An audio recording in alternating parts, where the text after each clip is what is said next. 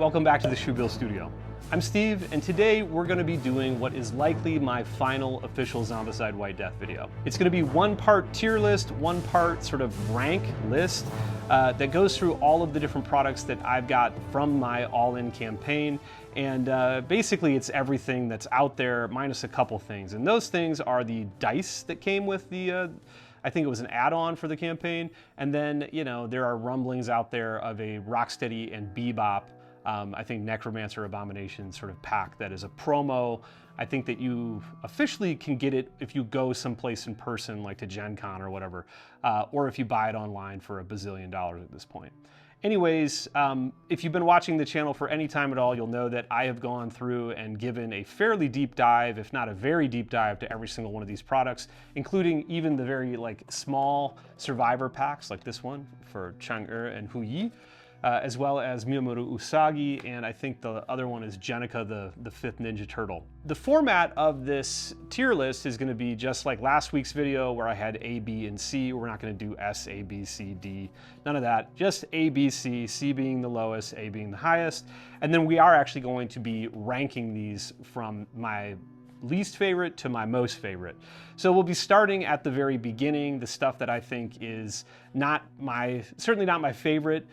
There's not anything in this lineup that is just outright broken and bad. I think the thing that I'm trying to do here is demonstrate where I think the value in all of these products lives, and most of that is focused on gameplay. So it's not just like my tastes, it is my gameplay tastes, but it's not like, oh man, I really love Seven Samurais and therefore Virtues of Bushido is my #1 pick. This is really to be used as a tool to help people sort of understand, along with all of the other videos that I've made, kind of a purchase order, or again, where the value lives as far as gameplay is concerned. We are going to start with the core set only as a formality, because you need the core set to play any of the stuff that I'm going to show you and rank you. So the core set itself is not going to be ranked, but the core set is great. It is very well balanced, finely tuned. My only real gripe about the core set, honestly, is the core set Abomination is pretty boring.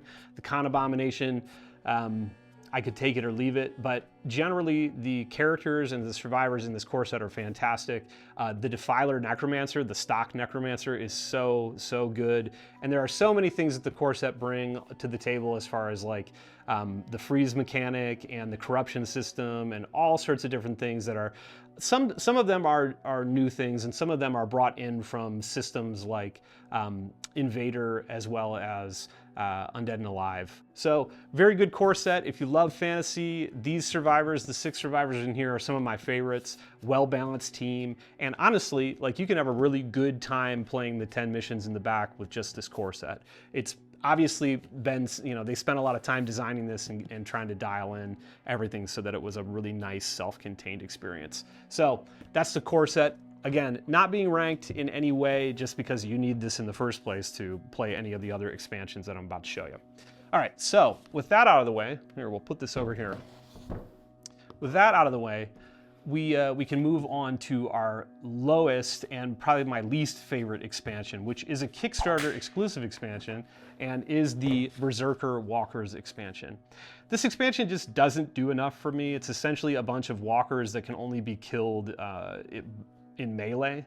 The fact that this is an exclusive is a little bit confusing to me. I know that this is a gameplay mechanic that is from Modern, and I think it's like the Prison Outbreak. Everybody's a Berserker in the Prison Outbreak. And so I think that that's actually the thing about this, is that if there was a game mode that was full Berserker game mode, or if these guys sort of acted like Berserkers and activated way more, they would be higher on my list. But the fact that they're exclusive, so they're expensive, harder to find, but also they just don't do that much, in my opinion, that puts them all the way at the bottom of my list.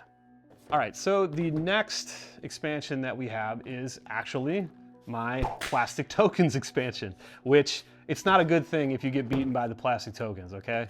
The Plastic Tokens, I'm a little bit of a sucker for the, I hate that they call it bling. In the, you know, the blinged out pledge, these are the things that they include. Now, I actually have a couple complaints about this. The plastic corruption tokens are too thick, and they kind of make, Like they feel oversized. They clutter the map. They make it harder to actually stay in the space that they're supposed to be in. And so I found myself actually avoiding using the corruption tokens that are a part of this. But I really, really love the little miniature cauldrons that come with this. I don't know, they're fantastic. You could proxy these really, really easily. And that's the reason why it is all the way down here at the second to lowest, is that this is complete faff. This is just a total vanity pickup. Next up are the battlements. And the battlements, honestly, I could probably put them a little bit higher. These just make the board look so much better. And not only is there like a really nice table presence to it, but like the actual feeling of defending a wall and keeping the zombies out really is kind of completed by this. And I was a little bit suspicious of this as a purchase in my all-in guide, partly because the walls themselves they're not necessarily that special. But I actually did find them affecting gameplay for me because I just like was way more immersed. It's certainly not revolutionary that, you know, a board game would add a little bit of verticality with some terrain, but this really is very easy to set up, and it really does make a big difference as far as the way that the board looks and how you sort of feel defending your wall. You know, it really is an actual wall on the board, and you get to, you know, put your archer up on top of it and they can shoot down, you know, raining fire on the zombie horde that's below them. So it really was something that I was surprised by, and I ended up really, really enjoying this, and I'm very glad that I purchased it. But it doesn't affect gameplay that much, and so that's why it's down here in C tier and toward the end of the list. Our next expansion might be controversial to some, but it's the Virtues of Bushido. And this expansion is essentially a 7 Samurais expansion, and like I said, I've done videos that are deep dives into all of these different products. But this one for me, it's just the 7 different survivors, and none of them were that interesting to me. I think that in order to get the most out of a expansion like this, you would really have to put a significant amount of time into either finding somebody's homebrewed campaign that sort of follows along with the movie, or, you know, like putting a lot of effort into RPing this yourself. Again, the survivors don't look that different from one another, so their sculpts are sort of whatever. I mean, that makes sense because it's supposed to be like a period piece that, you know, looks like the movie. But I just ended up not really enjoying playing these guys very much. But in the end, it just made for the least exciting of all of the Survivor expansions that I played in my time with this product. So that's why it's down here in C tier, and also the fact that it's Kickstarter exclusive doesn't help. You know, you're going to be paying a premium for this for what I consider to be low value. 7 new survivors that are sort of whatever. Obviously, if you're a 7 Samurai like nut and it is all you care about, then this will be high on your list. But from a gameplay and like mechanics, value, what does it bring to the table, I think this is pretty low. And the final expansion in C tier is actually going to be the small box Survivor expansion of Miyamoto Usagi. And this sort of sticks with the samurai vibes of Virtues of Bushido, but this is a character from a comic series that is actually quite heavily tied to the Teenage Mutant Ninja Turtles. So this is sort of part of that universe, but you know, divorced enough from it that you can kind of involve it in many other things that are to do with White Death, because there are so many anthropomorphic characters in White Death that Miyamoto kind of fits in anyways. I'm not a huge fan of this Survivor's design. I think if you're a big Massive Darkness 2 player, he's a paladin and he's insane. Like his skills are just kind of nuts. So if you play Massive Darkness 2, this might be higher up on your list. But this one is pretty far down for me because as a Zombicide survivor, this is one of those survivors that just doesn't do enough in the beginning of the game.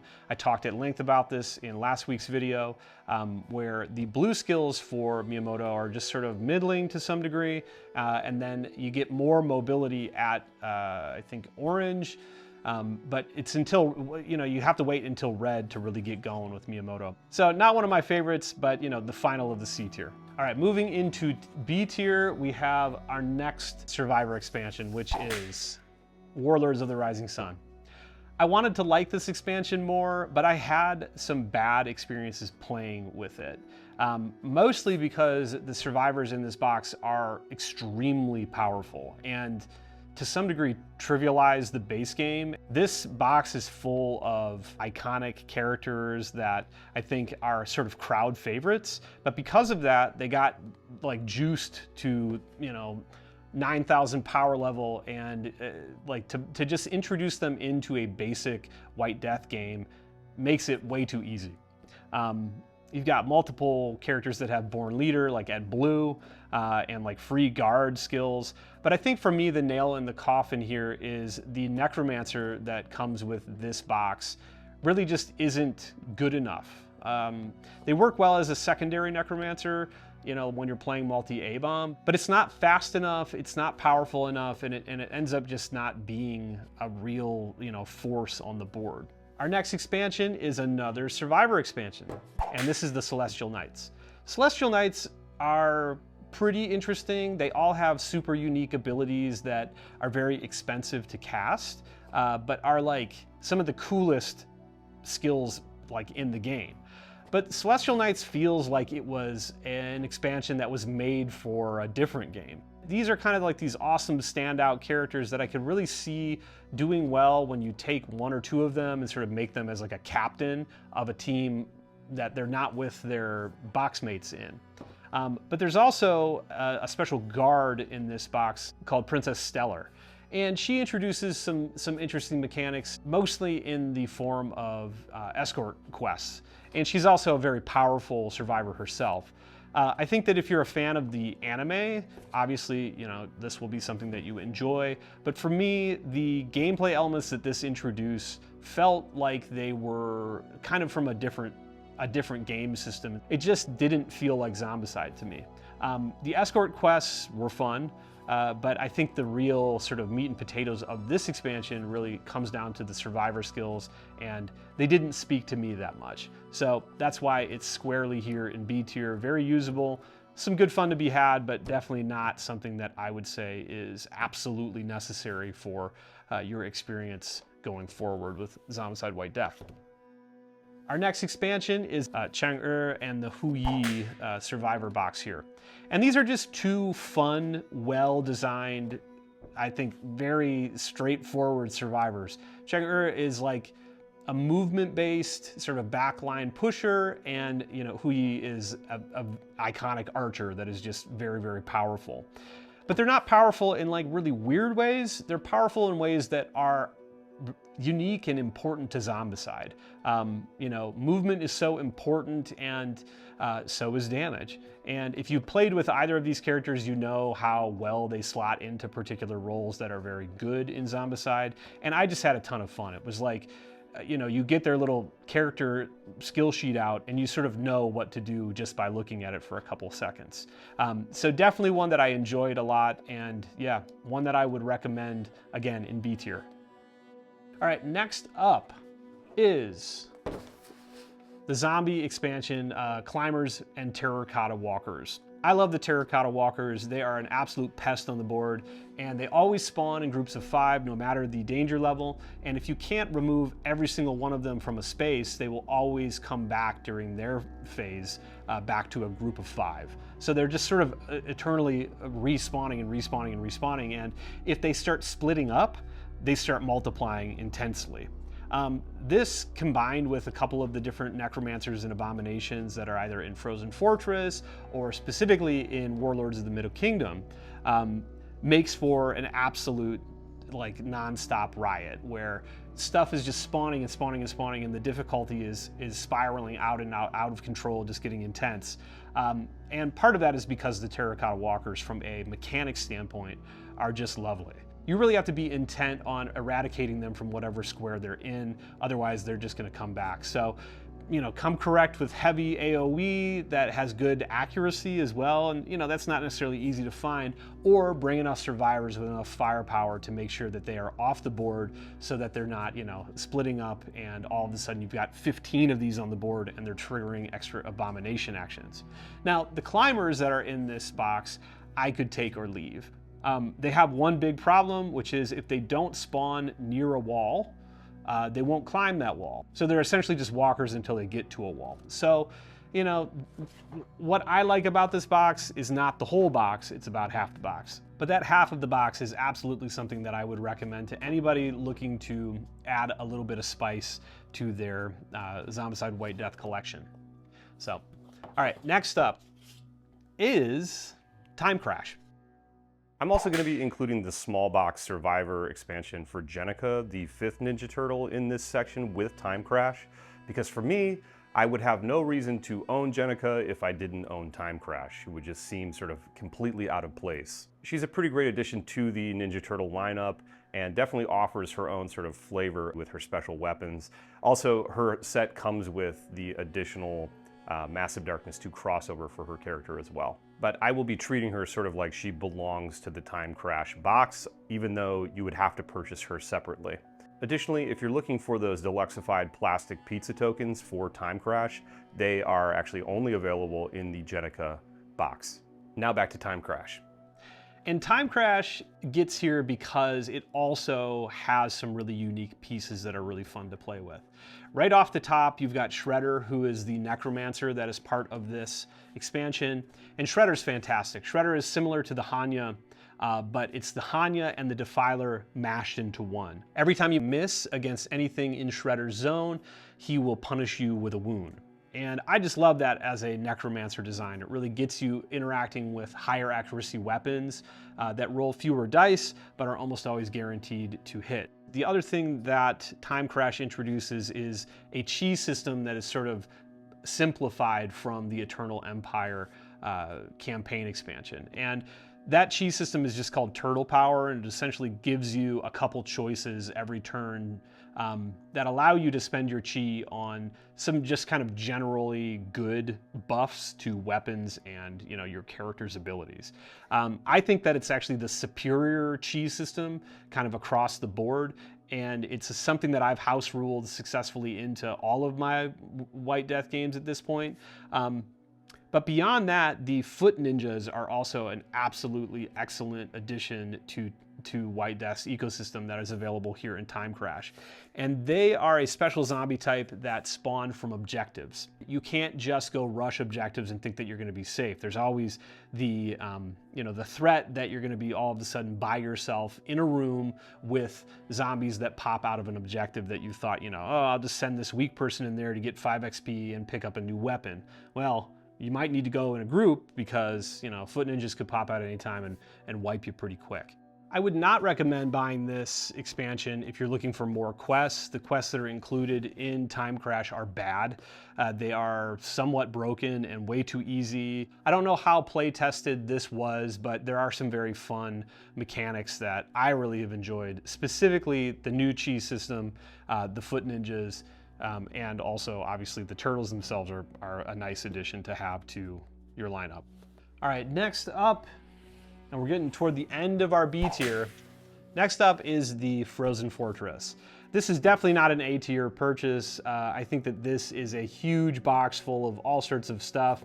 If you want to know everything about this box, I've done 3 full videos. It's like over 2.5 hours of fairly high production level information about where do these characters come from, like from history and lore and theming, as well as what they do on the table, and then a full review of what I think is good, bad, or otherwise in this box. But this box just crams a ton of value into just the zombies, the enemies alone. I think there are like 16 abominations, 6 necromancers, and 7 daily spawns.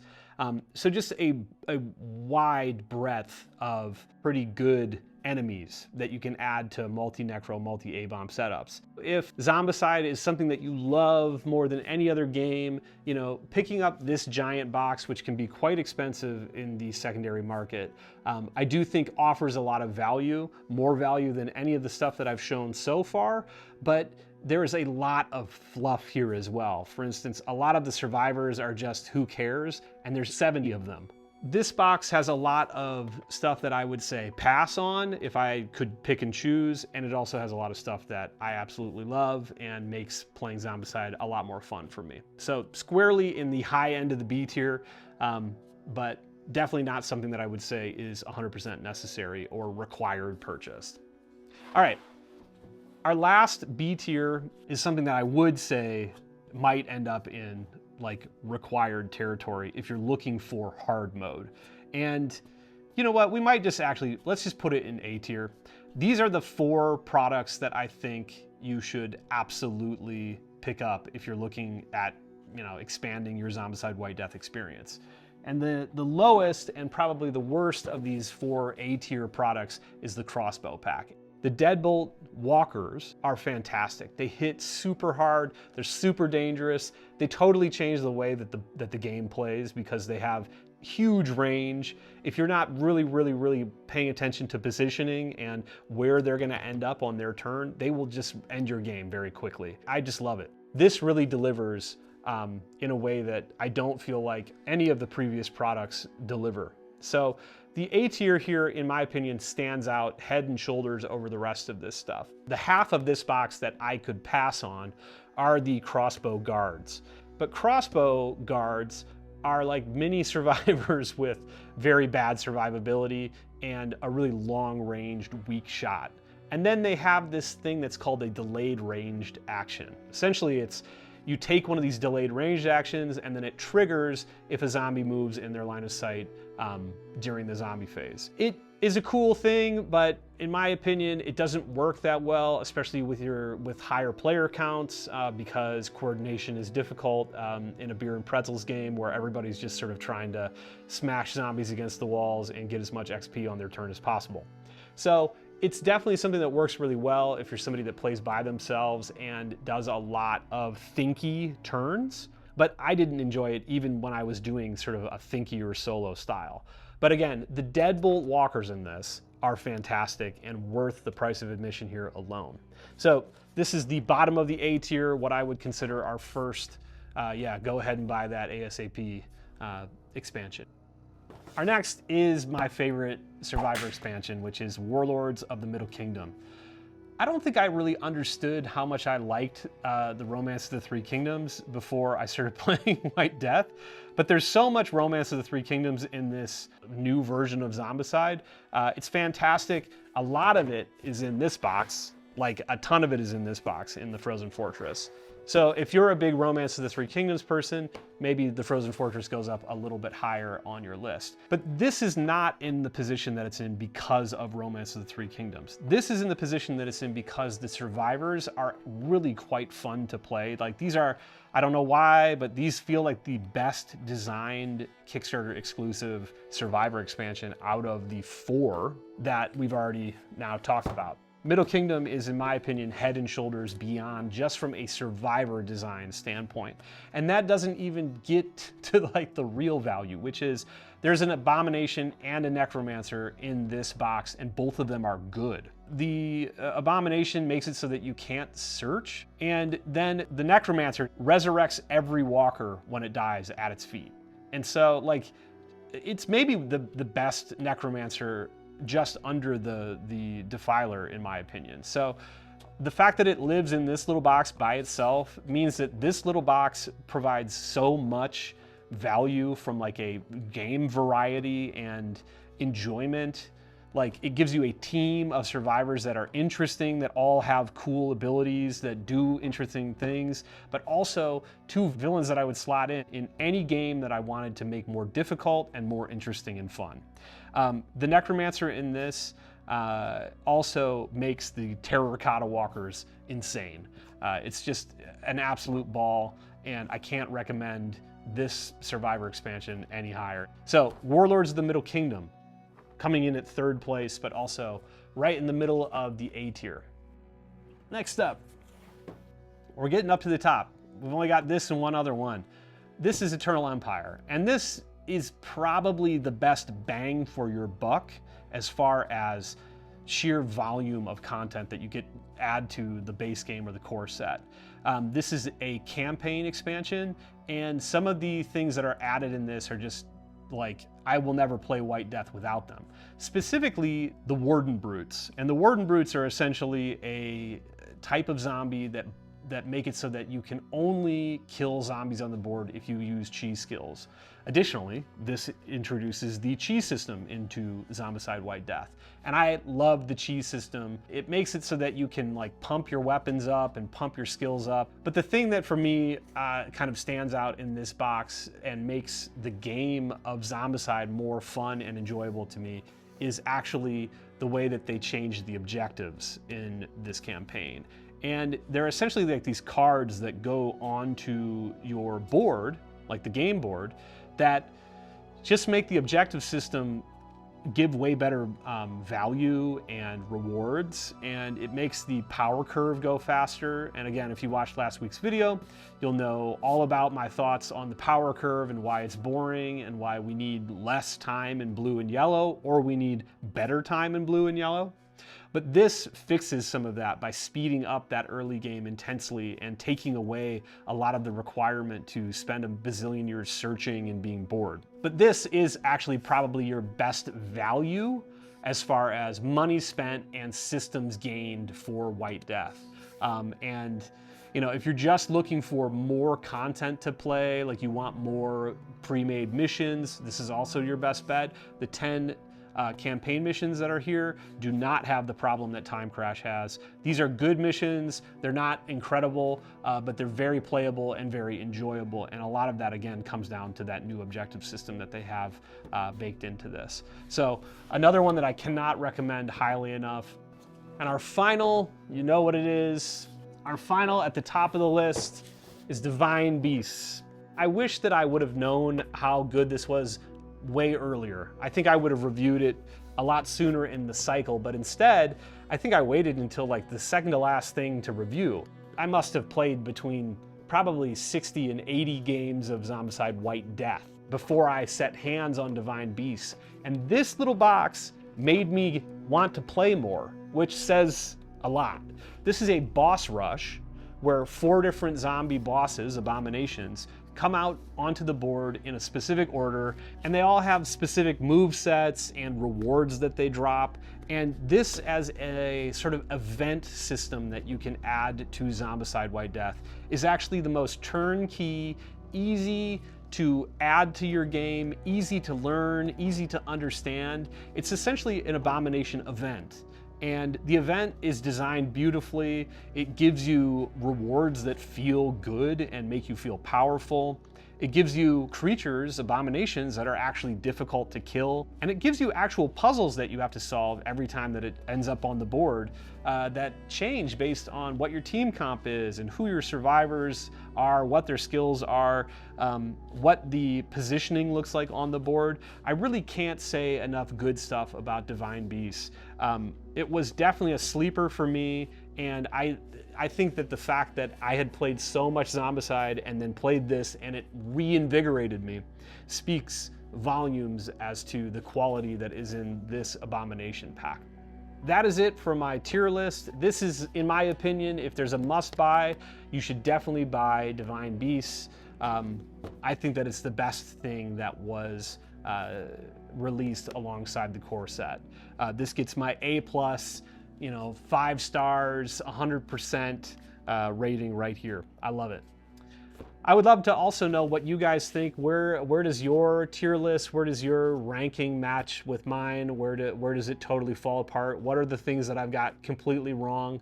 Are you a huge Berserker Walker fan and you're horrified that I put it at the very bottom, underneath my walls and my plastic tokens? Let me know in the comments below. But if this video was helpful to you, please make sure that you like and subscribe. And again, all of these products that we've talked about, all of these expansions, I have done breakout reviews. Again, some of them are shorts. You'll have to look in my shorts feed for those. Some of them are, most of them are long form videos that are very intense deep dives. They go through lore and structure and basically everything that you can think of. Make sure to check those out for the ones that you're interested in. But this has been my tier list, my official last video for Zombicide White Death. I mean, never say never, but at this point, I think that I'm pretty much to the point where I've said everything that I feel like I can say, I can offer to the community as far as videos for Zombicide White Death. It's been an absolute blast. And thank you guys so much for watching these videos. It means the world to me. And also, thanks for commenting and liking and subscribing. This has been a really fun thing to do with you all. If you have questions, let me know in the comments as well. But beyond that, it'll be interesting to see where we go to next. People have been asking for things like Massive Darkness 2, and I think I am trying to get a better understanding of what wouldn't cost $1,000 for me to purchase in order to provide coverage. I want to provide more videos to the community that are needed, that help clarify things and make confusing products like this a little bit more clear. Let me know what you guys think. What sort of games and systems that you'd be interested in hearing me talk about, and maybe some of those will pique my interest. Anyways, thank you very much again. I hope you guys have a great day, and have a good one. Cheers.